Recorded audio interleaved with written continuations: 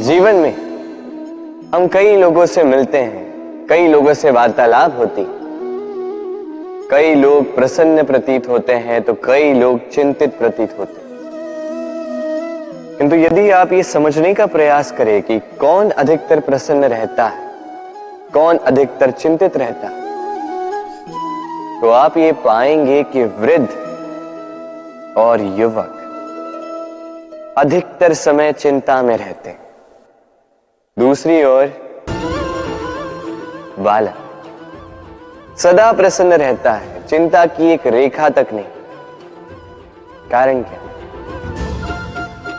अब आप कहेंगे सीधी सी बात है, बालक में इतनी समझ ही कहां होती है कि वो जीवन की समस्याओं को समझ पाए, कठिनाइयों को समझ पाए, दायित्व समझ पाए।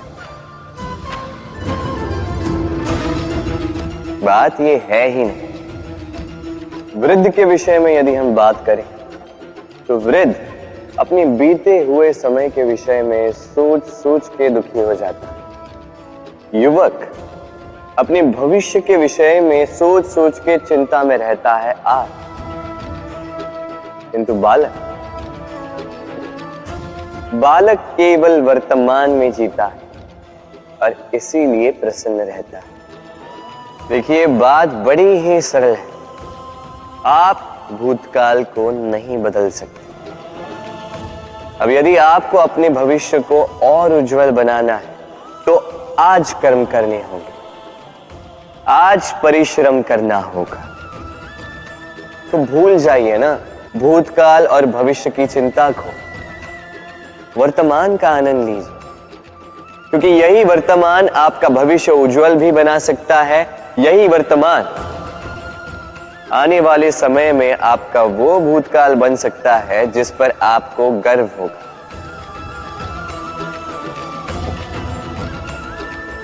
राधे राधे। मेरे दाऊ मुझसे कई बार कहते हैं, कान्हा तुम तो स्वयं नारायण हो, चुटकी बजाते ही यूं ही सब कुछ ठीक क्यों नहीं कर देते? अब दाऊ को क्या समझाऊं?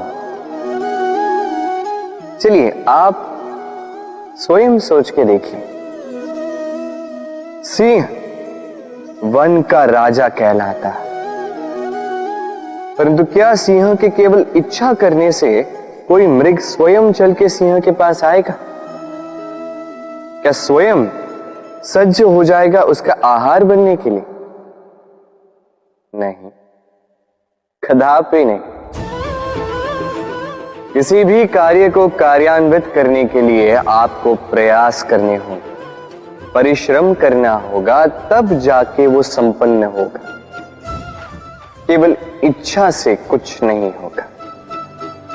इच्छा से बनते हैं स्वप्न, और उन्हें साकार करने के लिए भी आपको परिश्रम तो करने होंगे। मान लीजिए आपने इच्छा की खाने की, और किसी दानी ने आके आपके समक्ष भोजन रख भी दिया, तब भी उसे खाने का श्रम आप ही को करना होगा। यदि प्रेम की इच्छा भी करो तो निस्वार्थ निश्चल भाव से प्रेम करो।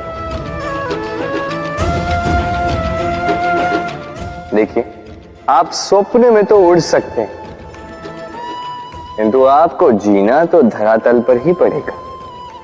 और यदि धरातल पर आप आगे बढ़ना चाहते हैं तो धरती को पैरों से पीछे ढकेलना ही पड़ेगा। राधे राधे। कस्तूरी उसे धारण करने वाले मृग की नाभि में होती, किंतु वो मृग उस कस्तूरी की सुगंध को लेकर उसे पाने के लिए यहां वहां भटकता फिरता। वो मृग उस कस्तूरी को पा अवश्य सकता है यदि वो स्वयं के भीतर झांक के देखे। अब देखिए ना, सुर बांसुरी के भीतर ही होते हैं, बस आवश्यकता है तो उसे खोजने के प्रयास की, अविरत चेष्टा।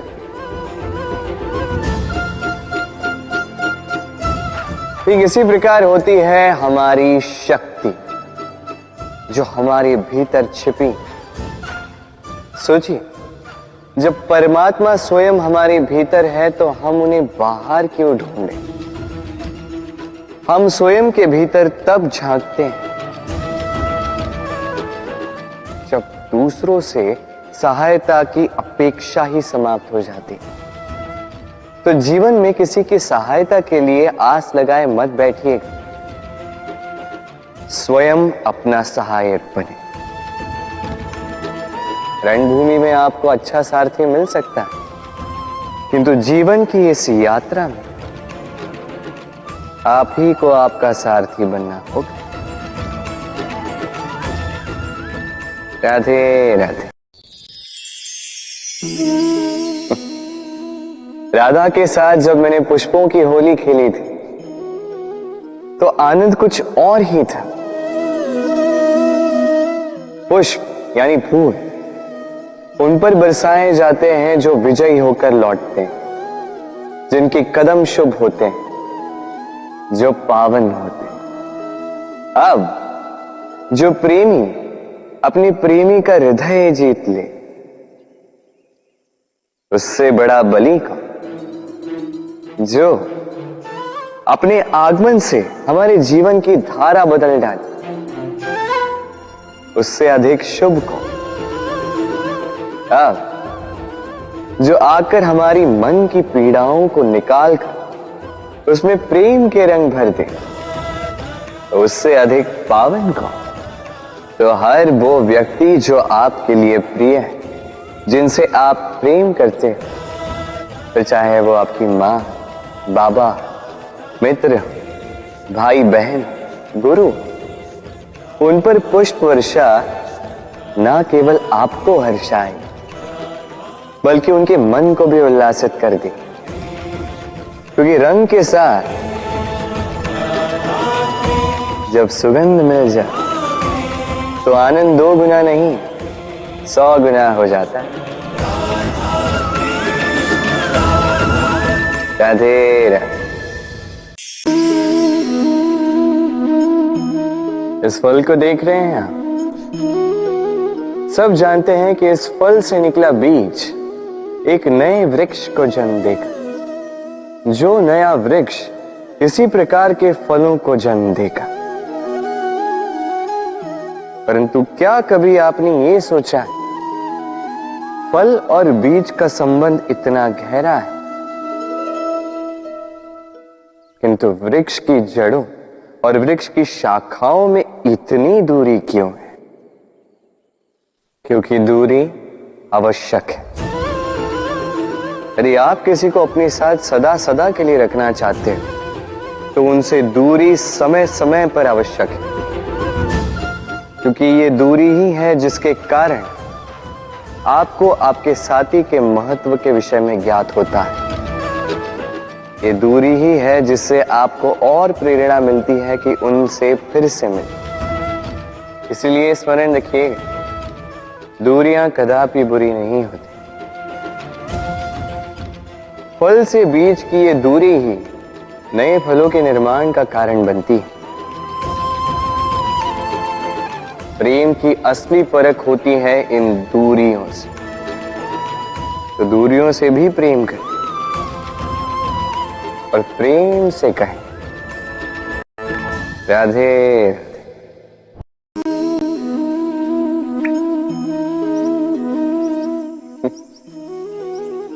आकाश की वर्षा से गिरी बूंदें बड़ी ही शीतल, मीठी और पवित्र होती, किंतु सबका भाग्य भिन्न भिन्न होता है।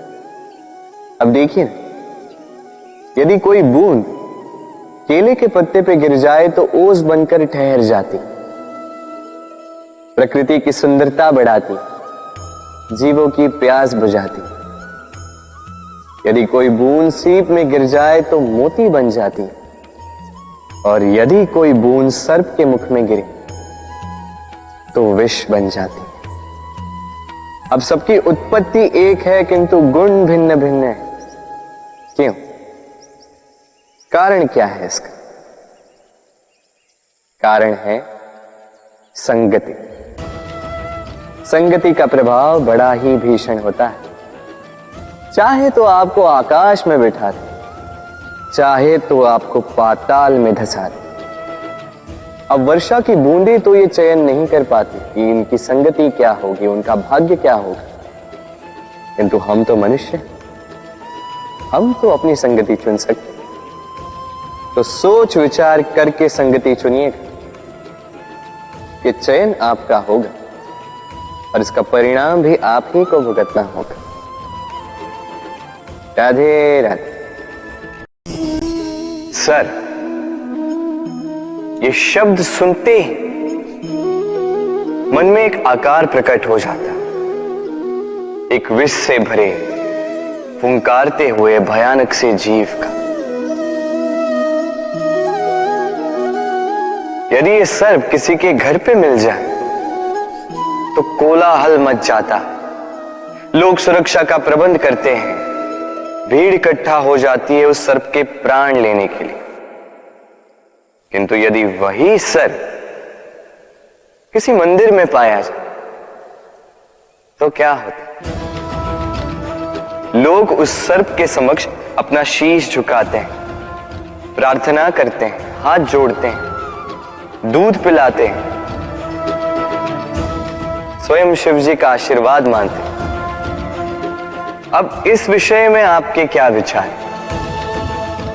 सोचिए, मनुष्य भी वही था, सर्प भी वही था, फिर परिस्थितियों में इतना अंतर क्यों? कहीं कोई सर्प के प्राण ले रहा है तो कहीं उसी सर्प की पूजा कर रहा है।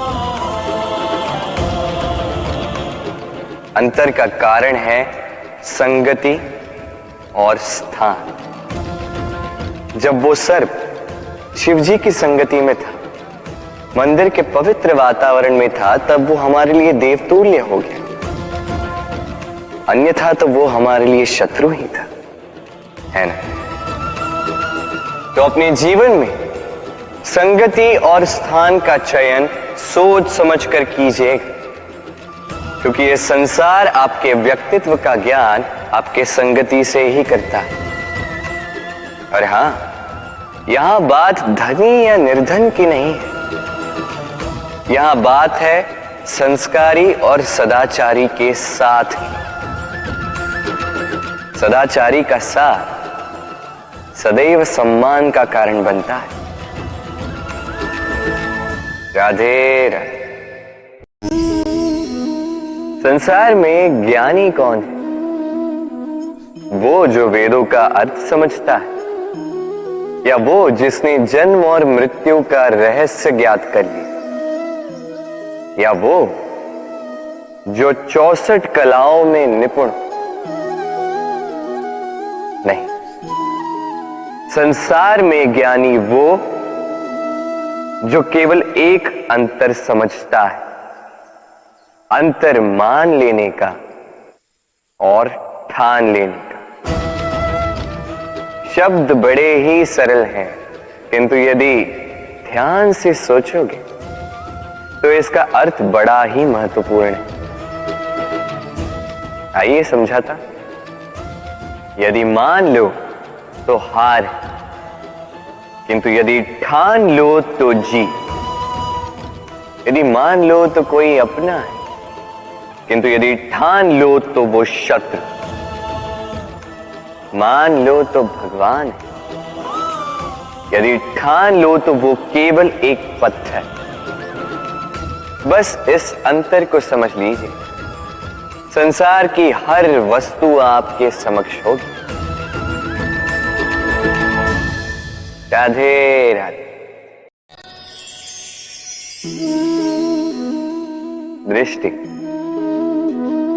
प्रकृति द्वारा दी गई मनुष्य को सबसे बड़ी भेंट, वो दृष्टि जिसके कारण मनुष्य इस संसार को देख पाता है, अपने मार्ग को देख पाता है। किंतु संसार में दृष्टि पाकर भी सभी महान नहीं बन जाते, प्रसन्न नहीं हो पाते। प्रसन्न केवल वो होते हैं जिनका दृष्टिकोण शुभ होता है। अब जो गुलाब में कांटे ढूंढते हैं, वो अवश्य ही अपने हाथों को उन कांटों से घायल कर जाते, क्योंकि उनकी दृष्टि केवल कांटों तक ही सीमित रहती है। किंतु सुगंधी बनाने वाले पंखुड़ियों को तो ढूंढ ही लेते। क्यों? अब देखिए ना, जो अंधकार में प्रकाश पाना चाहते हैं उन्हें दीपक भी सूर्य की भांति लगे, किंतु जो कमियां निकालना चाहते हैं उन्हें दीपक के तल में भी अंधकार छिपा मिले। जो प्रेम पाना चाहते हैं वो परायों में भी स्नेह ढूंढ ही लेंगे, अन्यथा किसी को पाकर भी उनसे अनजान रहने वालों की कमी नहीं। दृष्टि हमें दिखाती है, किंतु दृष्टिकोण हमें वो दिखाता है जो हम देखना चाहते हैं। जो आपकी सोच होगी वही सच बनकर आपके समक्ष आएगा। इसलिए आपके विचार शुभ रखिए और प्रेम से कहिए, राधे राधे। मेरे सामने है गैया का दिया गया दूध जो 2 दिन तक टिकता है। यदि इस दूध को गर्म करके जमाया जाए तो बनता है दही जो 3-4 दिन तक टिकता है। यदि इस दही को मथोगे तो बनता है माखन जो सप्ताह तक चलता है। और यदि इस माखन को ताप दिया जाए तो बनता है घी जो वर्षों तक खराब नहीं होता। अर्थ समझे? ताप और मंथन। जितना परीक्षाओं की कसौटी पर खरे उतरोगे, जितना कठिनाइयों का ताप सहोगे, जितना मंथन की चुनौतियां सहोगे, उतना ही यश, बल और सामर्थ्य बढ़ेगा। तो कर्म करो, कठिनाइयों का सामना करो और मंथन से मन को शुद्ध रखो। मन प्रसन्न होकर बोलेगा, राधे राधे।